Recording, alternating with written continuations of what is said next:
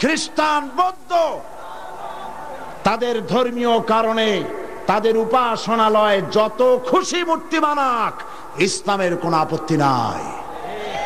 সুবহানাল্লাহ বলবেন না? কিন্তু আমার বাংলাদেশের 12 কোটি তাওহীদি জনতার রেভিনিউ নিয়ে, বাংলাদেশের জনগণের কষ্টার্জিত পয়সা নিয়ে ভাস্কর্যের নামে রাস্তার মোড়ে মোড়ে মূর্তি করার অধিকার কাউকে দেওয়া হয় নাই।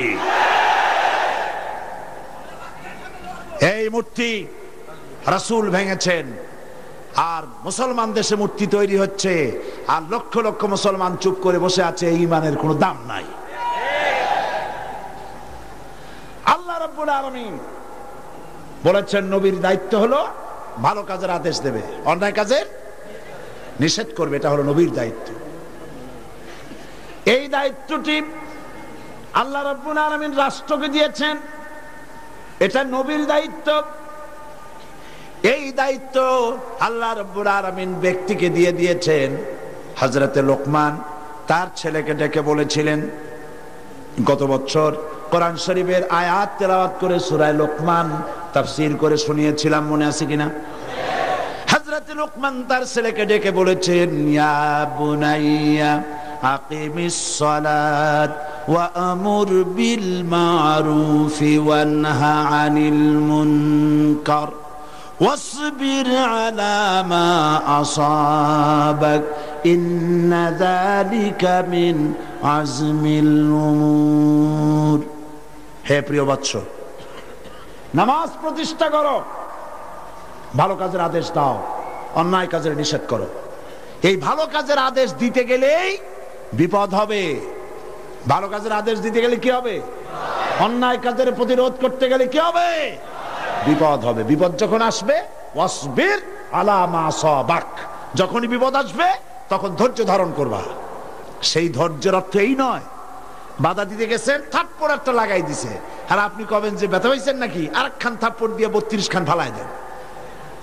এর নাম সবর না। সবর এর অর্থ হচ্ছে আপনাকে বুদ্ধিমত্তার সাথে, প্রজ্ঞার সাথে, ধৈর্যের সাথে পরিস্থিতির মোকাবেলা করতে হবে, সাহসিকতার সাথে। এর নাম সবর। তাহলে ভালো কাজের আদেশ, অন্যায় কাজের প্রতিরোধ, এই কাজটি হচ্ছে নবীদের। এই কাজটি কার? এই কাজটি ব্যক্তির, প্রতিটি ব্যক্তির। আজকের মাহফিলে যত পুরুষ আর নারী এসেছেন সমস্ত মানুষের, মুসলমানদের দায়িত্ব। এই দায়িত্ব রাষ্ট্রের। এই দায়িত্বগুলি কে বন্টন করেছেন? ও, এতক্ষণ তাও বুঝেন নাই? আল্লাহ। অন্তত একজনে বুঝছে মনে হয়। এ দায়িত্ব কে বন্টন করেছেন? আল্লাহ। এ দায়িত্ব তিনি বন্টন করেছেন। এটা ব্যক্তির, এটা নবীর, এটা উম্মতের, এটা দলের। ওয়ালতাকুম মিনকুম উম্মাতুন ইয়াদউনা ইলাল খায়র ওয়া ইয়ামুরুনা বিল মারুফ ওয়া ইয়ানহাউনা আনিল মুনকার। এ দায়িত্ব দলের, এ দায়িত্ব রাষ্ট্রের। আল্লাযীনা ইম্মাক্কান্নাহুম ফিল আরদ আকামুস সালাত ওয়া আতাউজ যাকাত ওয়া আমারু বিল মারুফ ওয়া নাহাউ আনিল মুনকার। মুসলমানেরা যদি ক্ষমতায় যায়, দিনদার ইমানদার লোকেরা যদি ক্ষমতায় যায়, 4খানা কাম করবে। জোরে বলেন, কয়খান? প্রথম নম্বরে নামাজ কায়েম করবে, 2 নম্বরে যাকাত আদায় করবে, 3 নম্বরে ভালো ভালো কাজের আদেশ করবে, আর 4র্থ নম্বরে কি করবে? সমস্ত খারাপ কাজগুলি 2 হাত দিয়ে তারা বাধা দেবে। বাধা দেবে কি দিয়ে? হ্যাঁ, এইবার দেখা যাচ্ছে কয়েকজনে বলছে, বেশি লোকে ভয় পাইছে।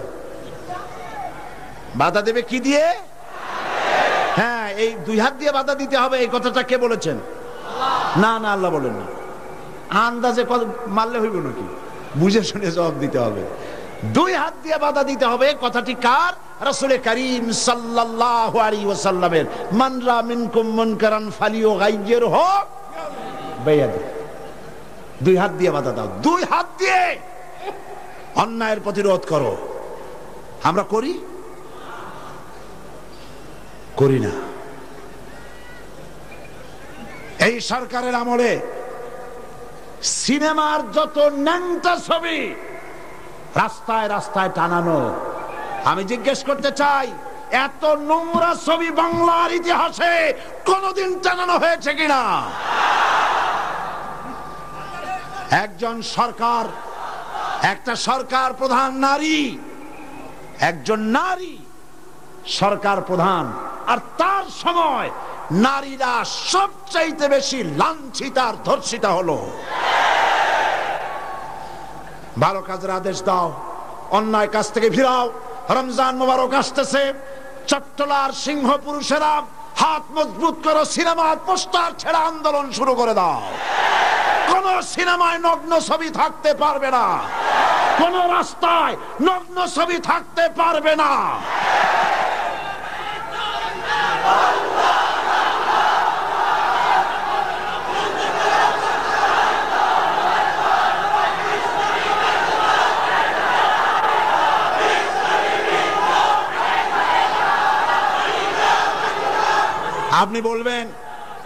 আপনি বলবেন জনগণকে ভালো হওয়ার জন্য, চরিত্রবান হবার জন্য ছেলেরা চরিত্রবান থাকবে কেমনে? রাত 2টোর পরে ডিশ এন্টিনার মাধ্যমে নীল ছবি প্রদর্শিত হয়, ডিশ এন্টিনা দিয়ে। এই ডিশ এন্টিনার এই পারমিশন কে দিল? কি জবাব দিবা কিয়ামতের দিন? এত ধর্ষণ বাড়তেছে খামোখা, কুলঙ্গ ছবি রাস্তায় টানানো, আর রাতের বেলায় নীল ছবি প্রদর্শিত হচ্ছে ডিশ এন্টিনার মাধ্যমে। যুবক যুবতীরা দেখতেছে, চুরি হচ্ছে, ডাকাতি হচ্ছে, খুন হচ্ছে। বাংলাদেশ হাবিয়া দোজকে পরিণত হয়ে গেছে। আমি মুসলমানদের যেই দলের হন, যত মানুষ এখানে এসেছেন, সকলের বিবেকের কাছে দাবি করি, সকলের বিবেকের কাছে আপিল করি। টেলিভিশনে একটা অনুষ্ঠান দেখায় না, জাতির বিবেকের কাছে প্রশ্ন? জাতির বিবেকের কাছে প্রশ্ন করে লাভ নাই, সরকারের বিবেকের কাছে প্রশ্ন করতে চাই। এই ডিশ এন্টিনা বন্ধ করো, সিনেমার নোংরামি বন্ধ করো, নইলে তোমাকে ক্ষমতা থেকে দড়ি বেঁধে টেনে বঙ্গোপসাগরে নিক্ষেপ করা হবে।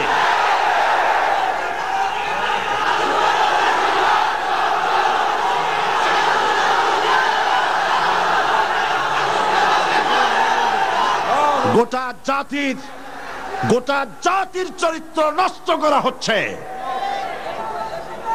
আপনারা যদি ঘুমায় থাকেন, জাতিকে বলছি, যেই দল করেন, আপনি যদি ঘুমায় থাকেন, আপনার ঘরের ভিতরে আপনার সন্তান ধর্ষক হবে, আপনার মেয়ে নষ্ট হবে, ভ্রষ্ট হবে।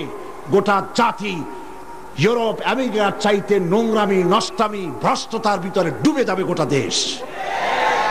এখনো সময় এসেছে, রুখে দাঁড়াও, রুখে দাঁড়াও। ঈমান বাঁচাবার লক্ষ্যে, দেশ বাঁচাবার লক্ষ্যে। ও আমার জাতি, ফিরে এসো, ঈমানের বলে বলিয়ান হও। ইন্না কায়দাশ শায়তানি কানা দাঈফা, শয়তানের চক্রান্ত আসলেই দুর্বল। বাড়িওয়ালার শক্তি বেশি না চোরের শক্তি বেশি? আপনারা বাড়িওয়ালা।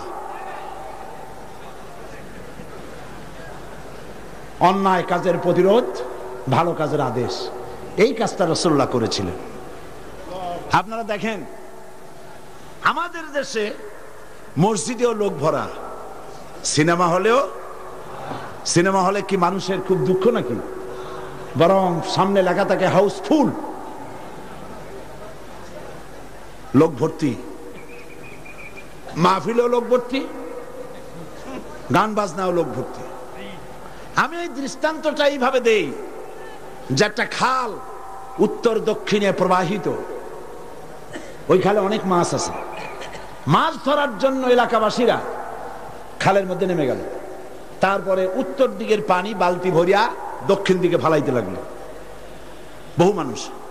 এইভাবে পানি ফালাইতে ফালাইতে সন্ধ্যা হয়ে গেছে।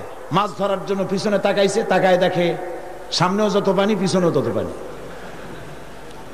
মেহনত বরবাদ, গুনাহ লাজিম। এখন এই অবস্থা হলো কেন বলেন তো বুদ্ধি করিয়া? সুবহানাল্লাহ, সকলেই সচেতন, বুঝে ফেলাইছেন। বাঁধ না দিয়া সমানে পানি ফেলাইছে। আজকে যদি একটা আদর্শিক বাঁধ আমাদের থাকতো, তাহলে মসজিদ ভরা আর সিনেমা ভরা এটা হইতো না। আদর্শিক বাদ হলো ইসলামী রাষ্ট্র। ইসলামী রাষ্ট্র যদি হতো তাহলে সিনেমার ছেলেরা, সিনেমা যারা দেখে ওরা ভালো হয়ে হয়ে মসজিদে ঢুকতো, আর মসজিদের মানুষ কোন রকম সিনেমায় যেত না। যত খারাপ ভালো হতো, যত খারাপ তত ভালো হতো। হতে হতে উত্তর দিকে তাকায় দেখা যেত খারাপ একটাও নাই, সব ভালো হয়ে গেছে। রাসূলুল্লাহ এটাই করেছে, আল্লাহর নবীরা এটাই করেছিলেন, এবং এই পদ্ধতি দিয়ে ওয়া'মুরুহুম বিল মারুফ ওয়া ইয়ানহাহুম আনিল মুনকার, ভালো কাজের আদেশ করতেন, অন্যায় কাজ থেকে দুই হাতে ফিরে হাত দিয়ে বাধা দিতেন।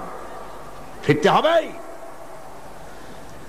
আজকে এই কাজটি করার পর রাসূল করিম সাল্লাল্লাহু আলাইহি সাল্লাম তার যুগে 10 বছর এটার উপরে শাসন করলেন। আল্লাহ পাক বলেছেন এই কাজটা করলেই তোমরা মুক্তি পাবে, কল্যাণ পাবে। এই কি কাজ? ভালো কাজের আদেশ, অন্যায় কাজের নিষেধ। এই কাজটা করলেই তোমরা কি পাবে? কল্যাণ পাবে। তোমাদের রাষ্ট্র কল্যাণ রাষ্ট্রে পরিণত হয়ে যাবে। এ ওয়াদা কার? এবার দেখেন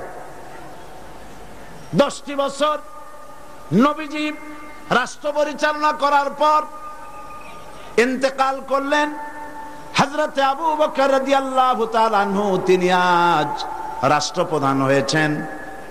হযরত আবু বকর রাষ্ট্রপ্রধান হয়ে হযরত ওমর রাদিয়াল্লাহু তাআলা আনহুকে তিনি বিচারক বানালেন।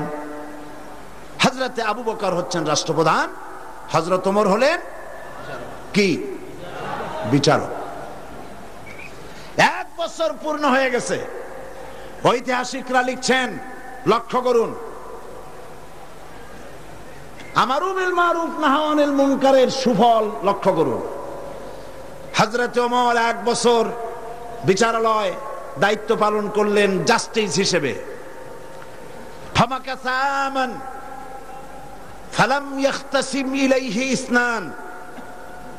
ঐতিহাসিকরা লিখছেন 1টা বছর পূর্ণ হয়ে গেল, হযরত ওমরের আদালতে 2 জন লোক এমন আসলো না যে একজন আরেকজনের বিরুদ্ধে কোনো মামলা দায়ের করেছে। সুবহানাল্লাহ কইতে ইচ্ছে করে না? এমন একটা লোক এসে একটা মামলা দায়ের করে নাই। পৃথিবীতে কি কোনো দৃষ্টান্ত আছে যে 1 বছরের মধ্যে কোনো মামলা দায়ের হয় না? হযরতে ওমর আবু বকর রাদিয়াল্লাহু তাআলা আনহুর কাছে এসে বলছেন, মা হাজাতা বি ইনদা কওমিল মুমিনিনা ইয়া খলিফাতা রাসূলিল্লাহ সাল্লাল্লাহু আলাইহি ওয়াসাল্লাম। হে রাসূলের খলিফা, এই কওমের জন্য বিচারপতির দরকারটা কি? তিনি জিজ্ঞেস করছেন, লিমাযা, কেন তুমি আমাকে এই প্রশ্ন করছো? তিনি শোনালেন যে আমার কাছে 1টা বছর হয়ে গেল, একজন লোক এসে মামলা দায়ের করে নাই। হযরত আবু বকর বলছেন, এর কারণ হিসেবে তুমি কি মনে করো? কি কারণে তোমার কাছে কোনো বিচার আসলো না, একটা মামলাও দায়ের হলো না 1 বছরে? কারণটা কি? এবার শোনেন, কারণ বলছেন কে? বলতেছেন কারণটা? ওমরে ফারুক রাদিয়াল্লাহু তাআলা আনহু কারণ বলছেন। কারণ কি? তিনি বলছেন, ও আমিরুল মুমিনিন, তুমি আমাকে এমন কওমের বিচারক বানিয়েছো যে কওমের দিন হচ্ছে দীনুহুমুন নাসিহা, যেই কওমের দিন হচ্ছে কল্যাণ কামনা করা। প্রত্যেক ব্যক্তি আরেকজনের কল্যাণ কামনা করে, কেউ শত্রুতা কামনা করে না। আজকে তাকে আমরা করি। আমি এক দল করি, আর এক দল সহ্য করি না। একজনে মিটিং করে, ওই জায়গায় আরেকজন মিটিং করে। একজন রাজনীতি করে, তার রাজনীতি সহ্য হয় না বলে 5 ট্রাক ময়লা ফালাই দিয়ে আসে। সে যুগে তারা কল্যাণ কামনা করে, আর আজকের যুগে কি করে? কল্লা কামনা করে। অমুকের কল্লা খুলে নেব আমরা। এখন কল্লা কামনা করা হয়, আর তখন কল্যাণ কামনা করা হতো। দীনুহুমুন নাসিহা ওয়া মানহাজুহুমুল কুরআন। এই জাতির মানহাজ, তাদের উদ্দেশ্য, তাদের লক্ষ্য, তাদের কনস্টিটিউশন, তাদের সংবিধান হচ্ছে কি? আল কোরআন। ওয়া আমালুহুম আল আমরু বিল মারুফ ওয়া নাহি আনিল মুনকার। আর এই কওমের কাজ হচ্ছে আমল, তাদের কাজ হচ্ছে ভালো কাজের আদেশ করে বেড়ানো, আর যার সামনে অন্যায় হয় দুই হাতে বাধা দিয়ে অন্যায় ফিরায় দেয়। সুবহানাল্লাহ। ওয়া আমালুহুম আল-আমরু বিল মারুফ ওয়া নাহয়ু আনিল মুনকার। এখানেই শেষ নয়। ও আমিরুল মুমিনিন, আপনি আমাকে এমন এক কওমের বিচারক বানিয়েছেন যেই কওমের জনগণের অবস্থা কি জানেন? ওয়াইদা আহাদুহুম মারিদু আদুহু, এদের মধ্যে একজন যদি অসুস্থ হয়, অনেক মানুষ হাদিয়া, ফল, ফ্রুটস ইত্যাদি হাদিয়া নিয়ে তার কাছে গিয়ে হাজির হয়। ভাই কেমন আছেন? আল্লাহ আপনারে ভালো করুক। হাতে মুখে হাত বুলায় দেয়, মাথায় হাত বুলায় দেয়। এই শুশ্রূষায় 12 অসুখ ভালো হয়ে যায়। ওয়াইজাফতাকারা নাসারুহু, আর যখন তো তাদের মধ্য থেকে কেউ ফকির হয়, গরিব হয়, সাহায্য করার জন্য লোকেরা এগিয়ে আসে। 50 টাকার দরকার, 2000 টাকা চলে আসছে। বাড়িতে চাল দিতে পারে না, বিল্ডিং এর ছাদ দেওয়ার মতো পয়সা চলে আসছে। ওয়াইজাহতাজা সাদুহু, আর যখন কারো কিছু প্রয়োজন হয়, সেই প্রয়োজন মিটাবার জন্য চতুর্দিক থেকে লোকেরা এসে হাজির হয়ে যায়।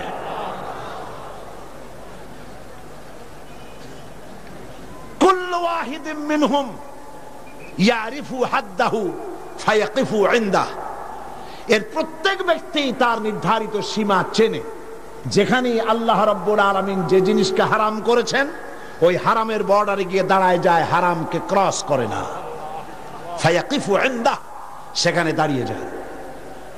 ফাফিমা হুম ইয়াখতাসিমুনা ইলাইয়া ইয়া খলিফাত রাসূলিল্লাহ সাল্লাল্লাহু আলাইহি ওয়াসাল্লাম। সুতরাং এই জাতির জন্য বিচারকের দরকারটা কি? খামোখা সারাদিন আমি বসে থাকি, বিচারকের কোনো দরকার নাই। আহারে সুবহানাল্লাহ বলতে পারলেন না? রাসূলুল্লাহ এই সমাজ তৈরি করেছিলেন। এই সমাজ জাতীয়তাবাদ, উগ্র জাতীয়তাবাদের মধ্য দিয়ে, সমাজতন্ত্রের মধ্য দিয়ে, ধর্ম নিরপেক্ষ মতবাদের মধ্য দিয়ে, আল্লাহর কসম এই সমাজের চেহারা আপনারা দেখতে পারবেন না। এই সমাজ যেটা রাসূলুল্লাহ করেছিলেন, সেই সমাজ যদি চান, এই সমাজ ভাঙতে হবে, নতুন সমাজ গড়তে হবে। দেন স্লোগান, এই সমাজ ভাঙতে হবে, নতুন সমাজ গড়তে হবে। এ সমাজকে ভেঙে দিয়ে, এই সমাজ ভেঙে দিয়ে নতুন যে সমাজ হবে, সেই সমাজ উগ্র জাতীয়তাবাদের সমাজ নয়, সমাজতন্ত্রের সমাজ নয়, ধর্ম নিরপেক্ষতাবাদের সমাজ অবশ্যই নয়। সেই সমাজ হবে আল্লাহ রাব্বুল আলামিনের দেওয়া, রাসূলের দেওয়া ইসলামী সমাজ। এই ধরনের একটি সমাজ কি আপনারা চান? এই ধরনের সমাজ কি চান? সেই ধরনের সমাজ প্রতিষ্ঠার জন্য কোরআনে কারীম বুঝতে হবে, রাসূলের প্রতি ঈমান মজবুত হতে হবে। রাসূল রাষ্ট্রপতি ছিলেন এবং তাম পৃথিবীতে তাকে দিয়ে আল্লাহ পাক রিসালাতের দায়িত্ব কমপ্লিট করে দিয়েছেন। এখন বলতে চাই, এই রাসূলের পরে আর কোন রাসূল আসবে না। এটা আকীদার ব্যাপার। কোন মুসলমান যদি এই আলোচনা থেকে নিজেকে বঞ্চিত করেন, তাহলে বলার কিছু নাই। এটি গুরুত্বপূর্ণ আলোচনা। খাতমে নবুয়ত, বিগত কয়েক যুগ ধরে ইসলামের বিরুদ্ধে যেসব ফিতনার উদ্ভব হয়েছে, তার মধ্যে নতুন নবুয়তের দাবি হচ্ছে একটি মারাত্মক ষড়যন্ত্র। এ ব্যাপারে খাতমে নবুয়তের বিশ্বাসের তাৎপর্য, গুরুত্ব অনুধাবন করা রিসালাতের অপরিহার্য দাবি। একজন নবীর পর আর একজন নবী আসতে পারে কেবলমাত্র 3টি কারণে। বোঝেন ভালো করে, একজন নবীর পরে আরেকজন নবীর আসার কারণ হতে পারে মাত্র 3টি। কয়টি?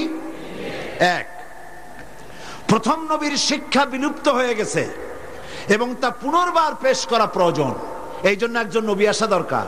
রাসূলুল্লাহর শিক্ষা কি বিলুপ্ত হয়েছে? রাসূলুল্লাহর শিক্ষা বিলুপ্ত হয়নি, চির অম্লান হয়ে আছে। নতুন নবীর প্রয়োজন নাই। 2, প্রথম নবীর শিক্ষা পূর্ণাঙ্গ নয় এবং তার শিক্ষা সংশোধনের বা পরিবর্তনের প্রয়োজন, এজন্য নতুন একজন নবীর প্রয়োজন। রাসূল করিম সাল্লাল্লাহু আলাইহি ওয়াসাল্লামের শিক্ষা কি পূর্ণাঙ্গ নয়? তা কি সংশোধন এবং পরিবর্তনের কোনো প্রয়োজন আছে? 3, প্রথম নবীর শিক্ষা একটি জাতির জন্য সীমাবদ্ধ, অন্যান্য জাতির জন্য আর একজন নবী দরকার। রাসূল করিম সাল্লাল্লাহু আলাইহি সাল্লাম কি শুধু একটি জাতির নবী?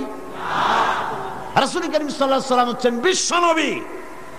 সুতরাং তার নবুয়তের পরে নতুন কোন নবীর আমদানির কোনো প্রয়োজন নাই। রাসূল করিম সাল্লাল্লাহু আলাইহি সাল্লামের নবুয়ত শেষ, এরপরে আর কোন নবী?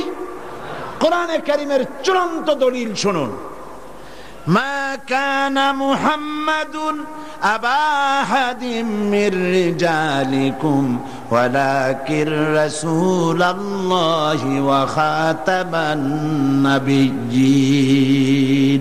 মুহাম্মদ সাল্লাল্লাহু আলাইহি ওয়াসাল্লাম তোমাদের কোন পুরুষদের পিতা নন, বরং তিনি আল্লাহর রাসূল এবং নবীগণের পরিসমাপ্তকারী, আর আল্লাহ সর্ববিষয়ে মহাজ্ঞানী। এই খাতামান নাবিয়্যিন, খাতাম শব্দের উল্লেখ করে নবুয়তের দুয়ার চিরকালের জন্য আল্লাহ পাক বন্ধ করে দিয়েছেন। সেই প্রথম শতাব্দী থেকে আজ পর্যন্ত, হিজরি প্রথম শতাব্দী থেকে নিয়ে পর্যন্ত পৃথিবীর সমস্ত উলামায়ে কেরামে একমত, পৃথিবীতে আর কোন নবী আসবেন না, আসার কোনো দরকার নেই। অথচ এই খাতামের অর্থ নতুন নবী, ভণ্ড নবী, মিথ্যা দাবিদার নবী, পৃথিবীর নিকৃষ্ট শয়তান গোলাম মোহাম্মদ কাদিয়ানী, আল্লাহর জাহান্নামের আগুন তার কবরে অনন্তকাল জ্বলতে থাকুক।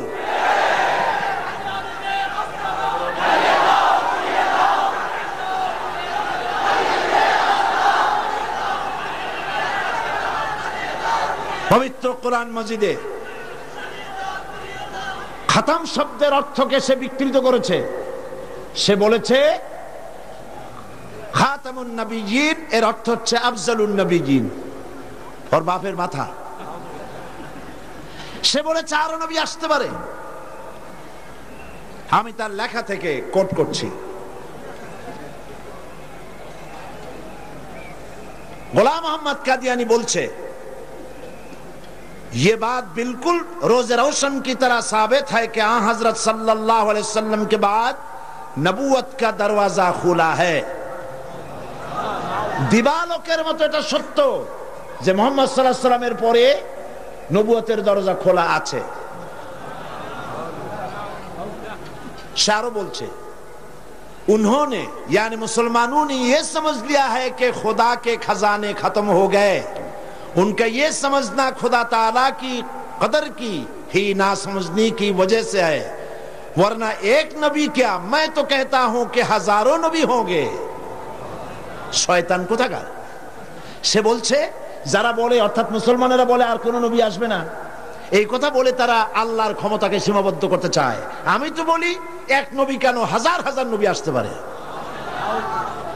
তার বই আনোয়ারে খেলাফত 62 পৃষ্ঠা, সেখানে সে লিখছে, अगर मेरी गर्दान के दोनों तरफ तलवार भी रख दी जाए बाद और मुझे कहा जाए कि तुम ये कहो कि हजरत सल्लल्लाहु अलैहि वसल्लम के बाद कोई नबी नहीं आएगा, तो मैं उसे जरूर कहूंगा कि तू झूठा है, कज़्ज़ाब है, आपके बाद नबी आ सकते हैं और जरूर आ सकते हैं। সে বলছে আমার গর্দানের দুই দিকে যদি তরবারি ধরা হয় আর যদি বলা হয় যে নবী আর আসবে না মুহাম্মদ সাল্লাল্লাহু আলাইহি ওয়াসাল্লামের পরে, আমার গর্দান উড়ে যেতে পারে, তারপরেও আমি বলবো মুহাম্মদ সাল্লাল্লাহু আলাইহি ওয়াসাল্লামের পরে আরো নবী আসতে পারে। এবার ধরুন গোলাম মোহাম্মদ কাদিয়ানী তার বইয়ের মধ্যে লিখছে, कुल मुसलमान जो हजरत मसीह मऊद की बायात में शामिल नहीं हुए, खा उन्होंने हजरत मसीह मऊद का नाम भी नहीं सुना, वो काफिर है और दायरा इस्लाम से खारिज है। গোলাম মোহাম্মদ কাদিয়ানী তার আয়নায়ে সাদাকাত বইয়ের মধ্যে লিখছেন যে গোলাম মোহাম্মদকে যারা নবী মানে না অথবা তার নাম যারা শোনে নাই তারাও কাফের। নাউযুবিল্লাহি মিন যালিক। এরপরে শারু লিখছে মুসলমানদের ছেলে মেয়েরাও কাফের। তার বই আনোয়ারে খেলাফত 93 পৃষ্ঠায় লিখছে, अगर किसी गैर अहमदी का छोटा बच्चा मर जाए तो उसका जनाजा क्यों नहीं पढ़ा जाए? वो तो मसीह मऊद का मुनकर नहीं। मैं ये सवाल करने वाले से पूछता हूं कि अगर ये बात दुरुस्त है तो फिर हिंदुओं और ईसाइयों के बच्चों का जनाजा क्यों नहीं पढ़ा जाता है? দেখছেন কত বড় উল্লুক। সে বলছে যে মুসলমানদের বাচ্চাদের জানাজা পড়া যাবে না কেন, প্রশ্ন করা হয়েছে তাকে। সে বলছে যে মুসলমানদের জানাজা কেন পড়বো, মুসলমানদের বাচ্চাদের জানাজা কেন পড়বো? হিন্দু এবং খ্রিস্টানদের বাচ্চাদের তো আমরা জানাজা পড়ি না, সুতরাং মুসলমানদের বাচ্চারাও যখন ঈসাই আমাদেরকে যখন মানে না, গোলাম মোহাম্মদকে নবী মানে না, সুতরাং সেও কাফের, তার জানাজা পড়া যাবে না। এইভাবে তার বইপত্রের মধ্যে অনেক কথা সে লিখেছে। এমনকি কথাও লিখেছে যে আমি স্বপ্নে দেখেছি আল্লাহ আমার সামনে এক যুবকের রূপ ধারণ করে এসেছেন, আর আমি এক যুবতী নারী হিসাবে তার সামনে দাঁড়ালাম। তিনি রাতে আমাকে ব্যবহার করলেন এবং তার দ্বারা আমি গর্ভবতী হয়ে আমি ঈসা মসিহে রূপান্তরিত হলাম। নাউজুবিল্লাহ। এই শয়তানের কবরে দোজখের আগুন জ্বলুক। ওকে যারা নবী বলে মানে তারা কাফের।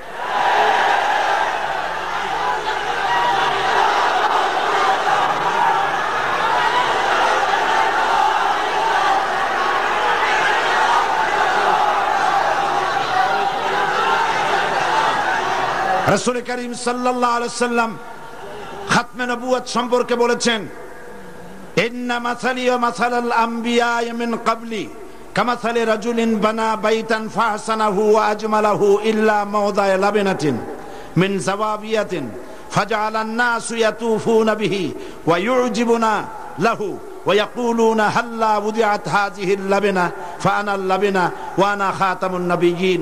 বুখারী কিতাবুল মানাকিব। আল্লাহর নবী বলেন, একটি বিল্ডিং, সেই বিল্ডিং এর ভিতরে যদি একখানা ইটের অভাব থাকে তাহলে প্রত্যেকের চোখে ধরা পড়বে একখানা ইট নাই। যখন ইটখানা পূর্ণ করা হবে, বিল্ডিংটি পূর্ণ হয়ে গেল। নবীজি বলেন নবুয়তের ইমারতে একখানা ইটের অভাব ছিল, রব্বুল আলামিন আমাকে সেই ইট হিসাবে জায়গা পূর্ণ করে নবুয়তের ইমারতকে কমপ্লিট করে দিয়েছেন। রাসূলুল্লাহ সাল্লাল্লাহু আলাইহি ওয়াসাল্লাম আন্না রিসালাতা ওয়ান নবুওয়াতা কাদ ইনকাতাত ফালা রাসূলা বাদি ওয়ালা নবুওয়া। রাসূল করিম সাল্লাল্লাহু আলাইহি ওয়াসাল্লাম বলেছেন রিসালাত এবং নবুয়তের দরজা কাট হয়ে গেছে, নতুন করে কোন নবী বা রাসূল পৃথিবীতে আর আসবে না।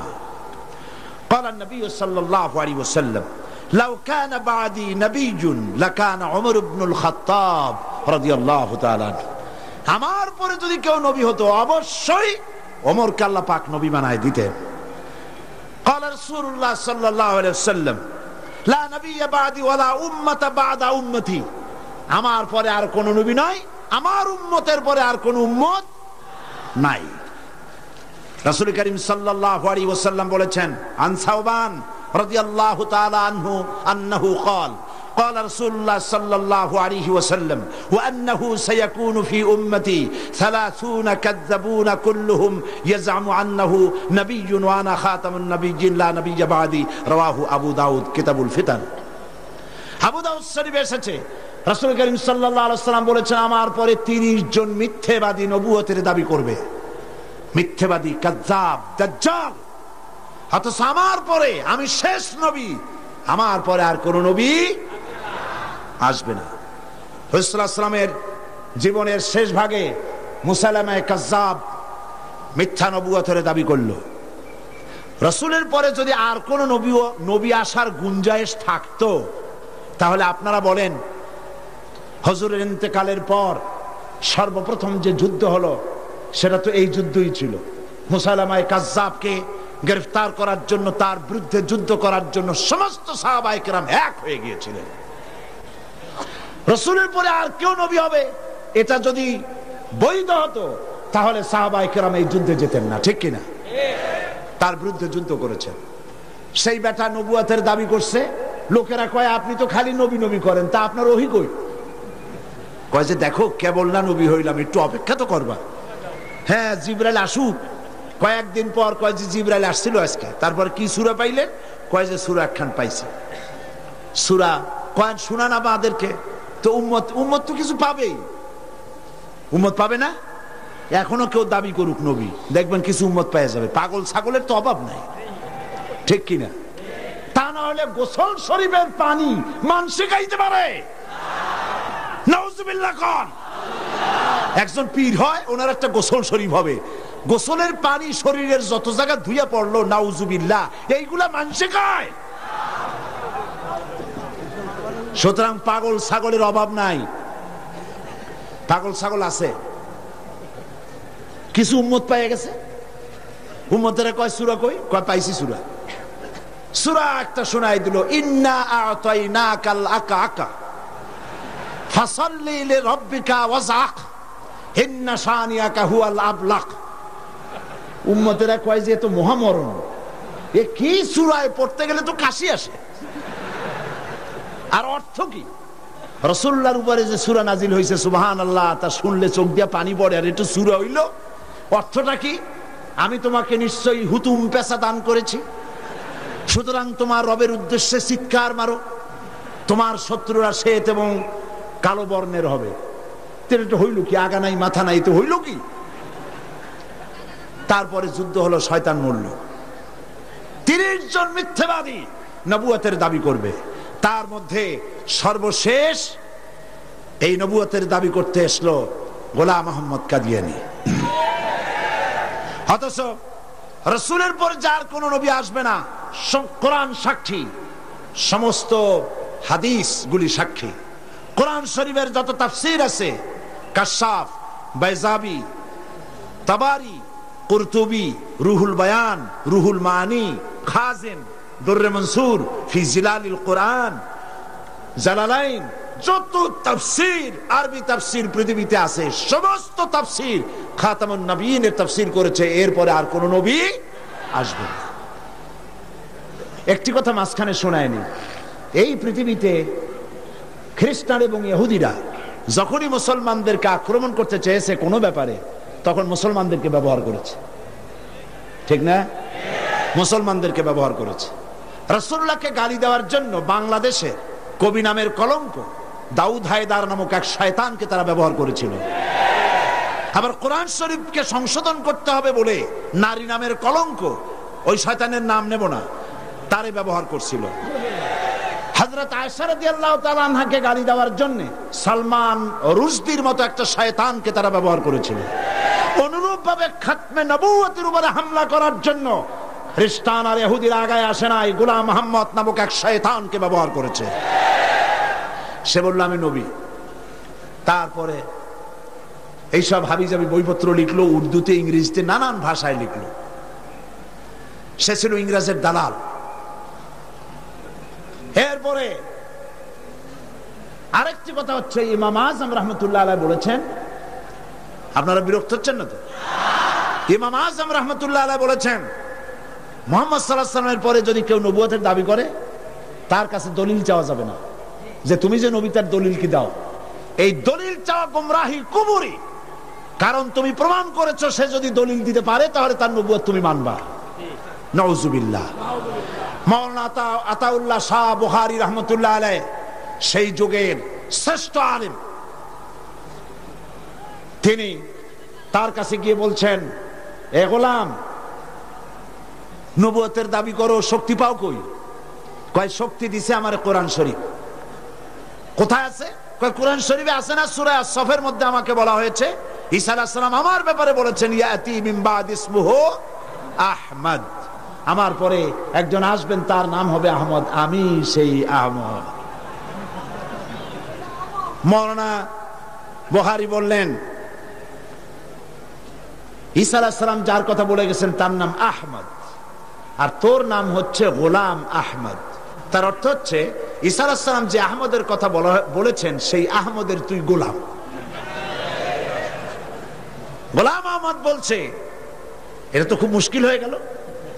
তাহলে আমি আমার নামের প্রথম শব্দ বাদ দিয়ে দিলাম, গোলাম বাদ দিলাম, আজ থেকে আহমদ হয়ে গেলাম। এখন কি করবেন? মৌলানা বলছেন বহুত ঠিক। তোমার ফতোয়া দিয়ে আমি বলতে চাই, নামের প্রথম অংশ বাদ দেওয়া যদি জায়েজ হয়, তুমি যেমন বাদ দিছো আমারটাও বাদ দিলাম। আমার নাম আতা আল্লাহ, আমার নামের আতা বাদ দিলাম। আমার নামের আতা বাদ দিলে আমি আল্লাহ হই, আর আমি আল্লাহ হয়ে কই তোর মতো গাধারে আমি নবুয়ত দেই নাই। এরপর এই শয়তানের মউত হলো, উম্মতেরা তালাশ করে পায় না, 3 দিন খোঁজ নাই, নবী গেল কই। খুঁজতে খুঁজতে টয়লেটের মধ্যে দিয়া গন্ধের জ্বালায় অস্থির, যাইয়া দেখে টয়লেটে যা থাকে খাইয়া পেট ফুলাইয়া শয়তান মরে রইছে। নাউজুবিল্লাহ। এই গোলাম মোহাম্মদ কাদিয়ানী কাফের। আমি বুঝতে পারি না মানুষের কেন হুঁশ হয় না। দুনিয়ার কোন আলেম, কাদিয়ানী সম্প্রদায়ের মধ্যে কোন আলেম নাই, কোন আলেম নাই, একজন আলেমও নাই। এদেরকে খ্রিস্টানেরা পোষে, আর পোষে আমার দেশের সরকার। তা না হলে পরে আমি সরকারকে বলতে চাই, তোমরা যদি মুহাম্মদ সাল্লাল্লাহু আলাইহি ওয়াসাল্লামকে শেষ নবী মানো, তাহলে গোলাম মোহাম্মদকে নন মুসলিম মাইনরিটি কাফের বলতে বাধা কোথায়? তার অর্থই হচ্ছে তোমরা সহনশীল, গোলাম মোহাম্মদ কাদিয়ানী আর কাদিয়ানীদের কাছ থেকে অর্থ পেয়ে, বৃত্ত পেয়ে তাদের প্রতি সহনশীল হয়েছ।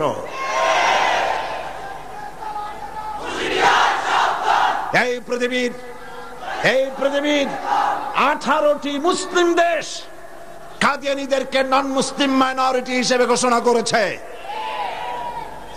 বাংলাদেশকেও করতে হবে। সেই সৌভাগ্য এই পোড়া কপাইলা সরকারের আছে কিনা আমি জানি না। বাংলাদেশের সমস্ত আলেম, সমস্ত পীর সব একমত, হিন্দুরা যেভাবে দেশে বাস করে স্বাধীন নাগরিক হিসেবে, বৌদ্ধ খ্রিস্টানরা যেভাবে বাস করে এবং নাগরিক সুবিধা গ্রহণ করে, কাদিয়ানীরাও সেভাবে নাগরিক সুবিধা ভোগ করবে। তবে নন মুসলিম মাইনরিটি হিসেবে ভোগ করতে হবে, মুসলমান নামে ভোগ করতে পারবে না। এবং কোন কাদিয়ানীর মসজিদ থাকবে না। কাদিয়ানীদের মসজিদ মসজিদ নয়, উপাসনালয়। তাদের মসজিদের ইমাম হয় না, পুরোহিত হয়। তাদের উপাসনালয়ের ভিতরে পাওয়া গেল বোমা, ডিনামাইট। তাদের পুরোহিতদেরকে গ্রেফতার না করে, তাদের নেতাদেরকে গ্রেফতার না করে, আল্লাহর বান্দা এদেশের আলেমদেরকে গ্রেফতার করে পুলিশ রিমান্ডে নিয়ে নির্যাতন চালানো হচ্ছে। মনে রেখো, আল্লাহ বলেন, আমি সীমা লঙ্ঘনকারীদেরকে ঢিল দেই, দেখি কদ্দুর পারো। তারপরে যখন প্রান্ত সীমায় চলে যায়, ইন্না বাতশা রাব্বিকা লাশাদীদ, তোমার প্রভু যখন ধরেন, তোমার প্রভুর পাকড়াও সিরিয়াস হয়ে যায়। হাতের কাছে 100 টেলিফোন থাকলেও টেলিফোনের গায়ে হাত যাওয়ার আগে ব্রাশ ফায়ার হয়ে কলিজা উড়ে চলে যাবে। আল্লাহকে ভয় করো। কারে ভয় করো? চিল্লাও, কারে ভয় করো? আল্লাহ পাককে ভয় করো। কাদিয়ানীরা কাফের, তাদের কুফরি থেকে, তাদের অনিষ্টতা থেকে দেশকে বাঁচাও। আমি আজ আপনাদের সামনে কথা স্পষ্টভাবে বলতে চাই, মুহাম্মদ সাল্লাল্লাহু আলাইহি ওয়াসাল্লামের খাতমে নবুয়তের উপরে ঈমান আনা আমাদের জন্য ফরজ। হুজুরের পরে আর কোন নবী আসবে না। আমার কথার ভুল অর্থ করার কোনো সুযোগ নাই, স্পষ্ট কথা বলছি। আমি আপনাদেরকে আরজ করব, আগামীকাল এই আয়াতের বাকি অংশ আপনাদের সামনে পেশ করব ইনশাআল্লাহ। মুনাজাতের জন্য সব মুসলমান যার যার জায়গায় 1 সেকেন্ডের ভিতরে বসে পড়ো। এত বড় মাহফিলের মুনাজাত কেউ নষ্ট করবেন না। সবাইকে বসতে বলেছি, দাঁড়ানো লোকেরা সবাই বসুন, আর জোরে সোরে জিকির করেন সুবহানাল্লাহ, আলহামদুলিল্লাহ।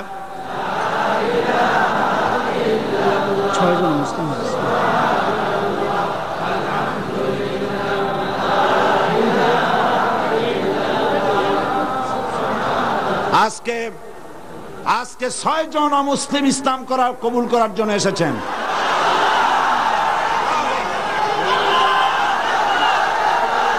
আমি আর একটা কথা শোনাই, আর একটি কথা শুনুন, থামেন, আর একটি কথা শোনেন। মুনাজাতের কথা শুনে প্রত্যেক দিন যারা হাঁটেন, আমি তাদেরকে অনুরোধ করবো, আল্লাহর রাস্তায় আগামীকাল মাহফিলের ভেতরে ঢুকবেন না। মেহেরবানি করে মাহফিলের চতুর্দিকে থাকবেন, যাতে মুনাজাতের নাম শুনলেই আপনারা দৌড় মারতে পারেন। আল্লাহর রাস্তার ভিতরে ঢুকবেন না। হাজার হাজার মানুষ পাড়ায় আপনারা যান, আপনাদের লজ্জা হওয়া উচিত। সবাই জিকির করেন সুবহানাল্লাহ।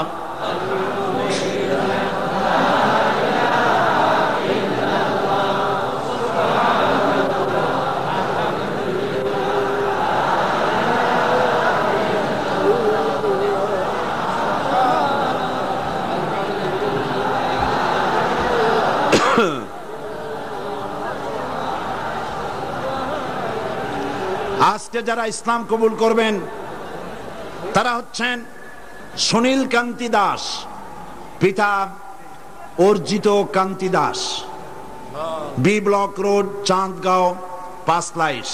বর্তমান নাম পছন্দ করেছে মোহাম্মদ ইব্রাহিম। শ্রী মানিক চন্দ্র দাস, শ্রী মানিক চন্দ্র দাস, পিতা শ্রী কমল কান্তি দাস, পাঁচলাইশ। বর্তমান নাম মোহাম্মদ সাইফুল ইসলাম আজাদ। প্রবাস কৈবর্ত, পিতা Makhan Kaibarta, Amin jute mills, main gate, Panchlaish. বর্তমান নাম মোহাম্মদ রাসেল। বিশ্বজিৎ সূত্রধর, পিতা মাখনলাল সূত্রধর, বর্তমান নাম বাড়ি সন্দীপ। বর্তমান নাম পছন্দ করেছে মোহাম্মদ মনিরুল ইসলাম। শ্রী দুলাল বাবু শীল, পিতা শ্রী জিতেন বাবু শীল, সিগন্যাল কোম্পানি, পাঁচলাইশ। বর্তমান নাম মোহাম্মদ আবু বকর সিদ্দিক। শ্রী সুবল চন্দ্র সাহা, পিতা আশুতোষ সাহা, খাগড়াছড়ি, ডাকঘর কুইসাপ, কি গুইমরা। বর্তমান নাম পছন্দ করেছে মোহাম্মদ ওসমান গনি। আসুন, হাত দাও, হাত দাও, সবাই সবাই হাত দাও, একটা একটা করে হাত দাও। হ্যাঁ হ্যাঁ, কাছে আসো একটু। লা ইলাহা ইল্লাল্লাহু মুহাম্মাদুর রাসূলুল্লাহ। আল্লাহ ছাড়া কোন ইলাহা নাই, মাবুদ নাই, উপাস্য নাই।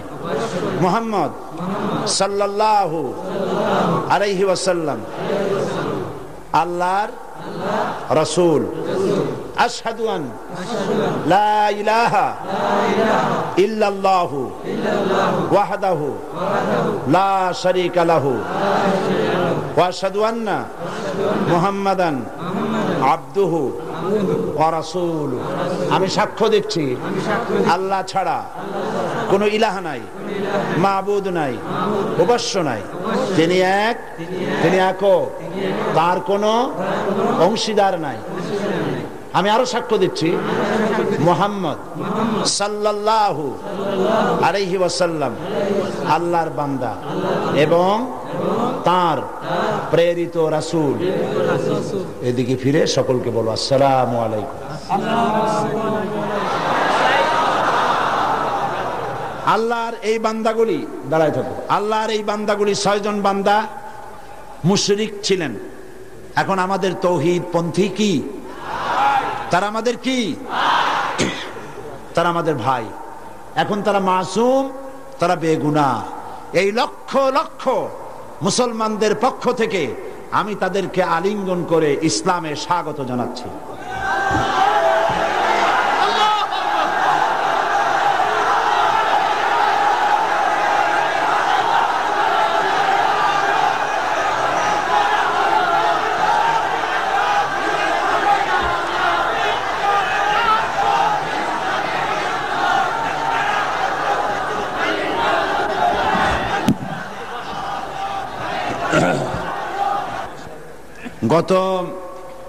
গতদিন মহিলা মাহফিল কবে হয়েছিল?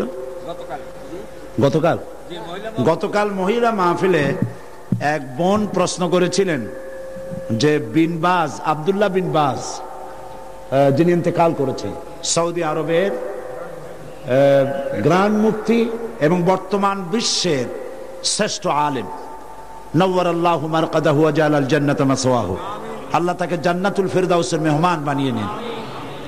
অনেক বড় আলেম, উঁচু পায়ার আলেম।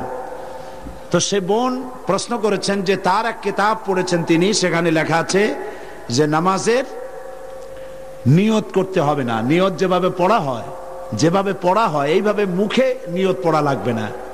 এটা ঠিক কিনা আমার কাছে প্রশ্ন করেছেন।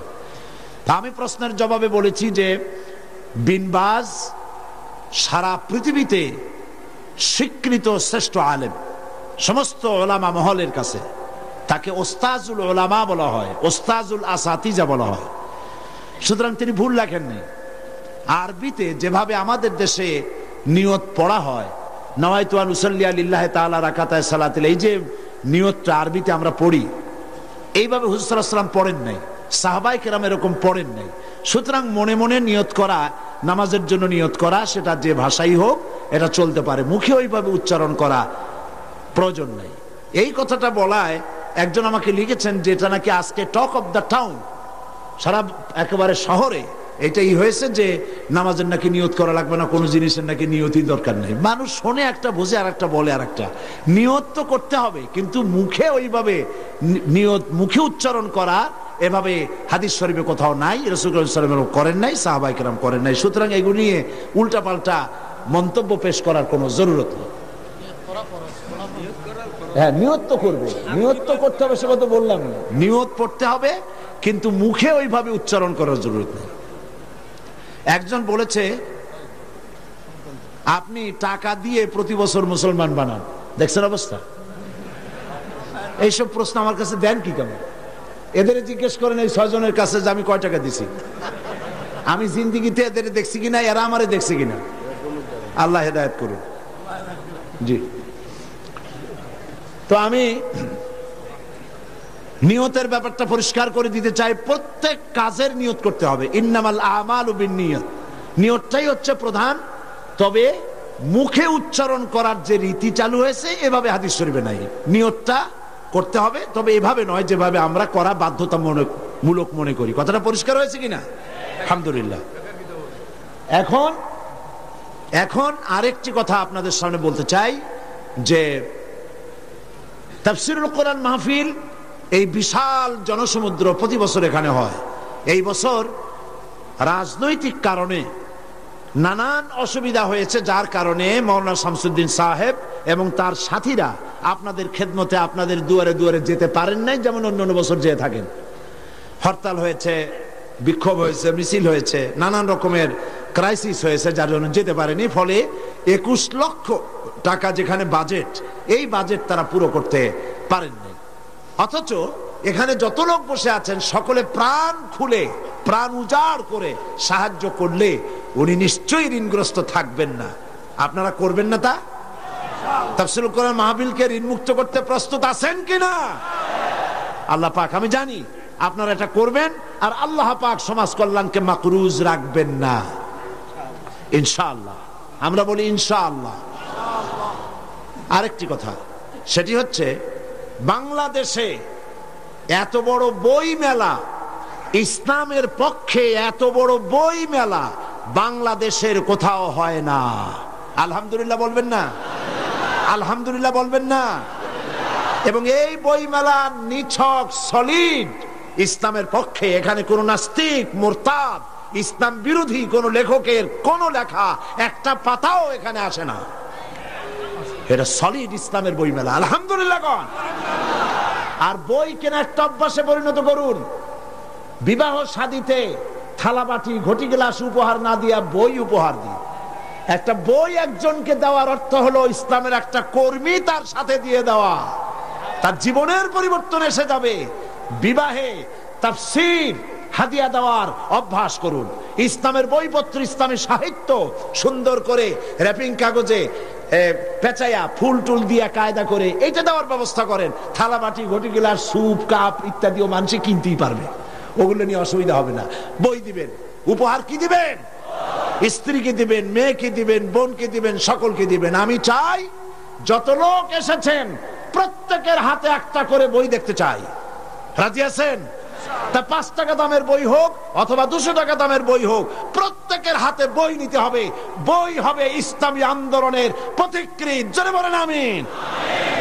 তাফসীরুল কোরআন ফি জিলালিল কোরআন, সৈয়দ কুতুব শহীদ রহমতুল্লাহ আলাইহির 22 খণ্ডে এটা বাংলা পূর্ণ হয়ে গেছে। বলেন আলহামদুলিল্লাহ। এই তাফসীর এখানে এসেছে 5000 টাকার হাদিয়া, 22 খণ্ড। কিন্তু তাফসীরুল কোরআন মাহফিল উপলক্ষে মাত্র 3000 টাকা। আপনারা গ্রহণ করুন, মানুষকে হাদিয়া দেন, নিজেরা কোরআন শরীফ জেনে পড়ে তার দ্বারা জীবনকে ধন্য করুন। এবং রিসালাতের উপরে যে আলোচনা আমি করতেছি এই 2 দিন ধরে, এর উপরে আমার অত্যন্ত স্নেহের জনাব অধ্যাপক মফিজুর রহমান সাহেবের লেখা কোরআনের আয়নায় বিম্বিত রাসূলুল্লাহ সাল্লাল্লাহু আলাইহি ওয়াসাল্লাম, ইসলামী ছাত্র শিবিরের এটা পাঠ্যপুস্তক হিসেবে তারা গ্রহণ করেছে। এই বইটি অত্যন্ত গুরুত্বপূর্ণ, কোরআন হাদিস দিয়ে ভরা। আপনারা মেহেরবানি করে সে বই গ্রহণ করার জন্য চেষ্টা করবেন। আল্লাহ তৌফিক দিন। না বলে বুঝবেন, না বললে বুঝবেন না যে কি বই নেবেন। সেই জন্য বলছি, কোরআনের বই, হাদিসের বই, অসংখ্য বই আছে। হাত ভর্তি করে, পকেট ভর্তি করে আপনারা বই নিয়ে যান। আল্লাহ পাক আপনাদেরকে তৌফিক দান করুন। এবং আমি কেন জামাত ইসলামী করি, দাড়ি আর টুপি সম্পর্কে যে সমস্ত প্রতিবাদ আমাদের বন্ধুরা আমাদের বিরুদ্ধে বলেন, দাড়ি এবং টুপি সম্পর্কে আমাদের আকীদা কি, মাওলানা মওদুদী রহমতুল্লাহ আলাইহি তিনি কি কাজ করেছিলেন, এর উপরে বিস্তারিত লেখা ইসলামের রাজনৈতিক বিধান আমার বইটির ভিতরে আছে। সংগ্রহ করুন। দ্বিধা, দ্বন্দ্ব, সন্দেহ নিজেরও দূর হবে, অন্যদেরও দূর করতে পারবেন। আল্লাহ তৌফিক দান করুন। আল্লাহুম্মা আমিন। রব্বানা যালামনা আনফুসানা ওয়া ইন লাম তাগফির লানা ওয়া তারহামনা লানাকুনান্না মিনাল খাসিরিন।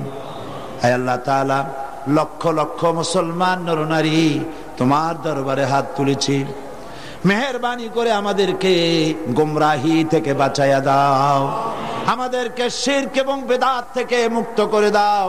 হে আল্লাহ, তুমি দয়া করে আমাদেরকে সিরাতুল মুস্তাকিমে চলার তৌফিক দিয়া দাও। ইয়্যাকা না'বুদু ওয়া ইয়্যাকা নাস্তাঈন। পড়েন সবাই, ইয়্যাকা না'বুদু ওয়া ইয়্যাকা নাস্তাঈন, ইহদিনাস সিরাতাল মুস্তাকিম, সিরাতাল্লাযীনা আন'আমতা আলাইহিম গায়রিল মাগদুবি আলাইহিম ওয়ালাদ-দাল্লিন। اللهم لا مانع لما أعطيت ولا معطي لما منعت ولا ينفع ذا الجد منك الجد. ستر العرش مسبول علينا وعين الله ناظرة إلينا بحول الله لا يقدر علينا.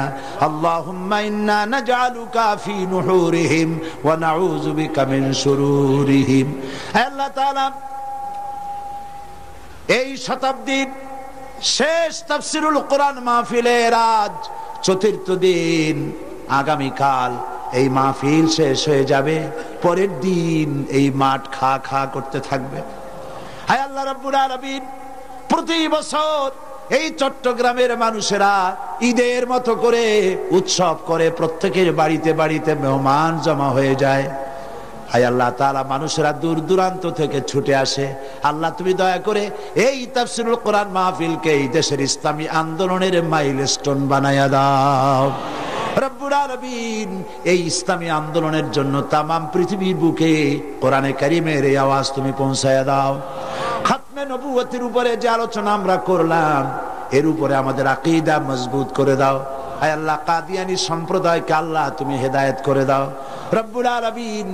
তাদেরকে এই বাংলাদেশে তারা যে মুসলমানদের বিরুদ্ধে ষড়যন্ত্র করছে, তার মোকাবেলায় আল্লাহ তুমি দয়া করে মুসলমানদেরকে সাহায্য করো রব্বুল আলামিন। আগামীকাল আখেরি মোনাজাতে তোমার বান্দা বান্দীদেরকে চতুর্দিক থেকে মিছিল সহকারে তোমার নামের স্লোগান দিতে দিতে মানুষের উত্তাল ঢেউ এই জায়গায় তুমি সব পৌঁছাইয়া দিও। এই মাঠ তোমার বান্দাদের পদভারে শেষ দিনে সংকীর্ণ হয়ে যায়। আল্লাহ, তুমি আপন কুদরতে এই মাঠকে বড় করে মানুষের ব্যবস্থা করে দিও রব্বুল আলামিন। তোমার কুদরতি নিজাম দিয়ে এই মাহফিল পরিচালনা করে দিও। হায় আল্লাহ পাক, এই মাহফিলে জাতি, ধর্ম, দল, মত নির্বিশেষে লোকেরা তোমার কোরআন শুনতে আসেন। আল্লাহ পাক তোমার কাছে বিনীতভাবে ফরিয়াদ করি, যেই দলের লোক হোক না কেন, কোরআনের হেদায়েত সকলের নসিবে তুমি দিয়ে দিও রব্বুল আলামিন। তুমি দয়া করে আগামীকাল যে আলোচনা করলে মানুষের জন্য হেদায়েত নসিব হবে, সেই আলোচনা আল্লাহ তুমি আলোচকদের মুখে এনে দিও। হে আল্লাহ রব্বুল আলামিন, এই মাহফিলে দয়া করে মেহেরবানি করে যত লোকে টাকা দিয়েছে আর দেবে, আল্লাহ তুমি সকলকে মেহেরবানি করে এই সমাজ কল্যাণকে সাহায্য করার তৌফিক দান করে দিও। ইসলামী বই পুস্তক যারা নিয়ে এসেছেন কষ্ট করে, আল্লাহ তাদের কামাইতে বরকত দান করে দিও। ইসলামের এই জিহাদে অংশ নিয়েছেন লিখুনি দিয়ে, কলম দিয়ে যারা, আল্লাহ তুমি তাদের প্রতি রহম করো। সমস্ত মুসলিম জনগণকে কোরআন হাদিস আর ইসলামী সাহিত্য কিনে পড়ে সেই অনুযায়ী আমল করার তৌফিক দিয়ে দিও। ربنا تقبل منا إنك أنت السميع العليم وتب علينا إنك أنت التواب الرحيم سبحان ربك رب العزة عما يصفون وسلام على المرسلين الحمد لله رب العالمين واجعل آخر كلمة عند الموت لا إله إلا الله محمد رسول الله. السلام عليكم ورحمة الله.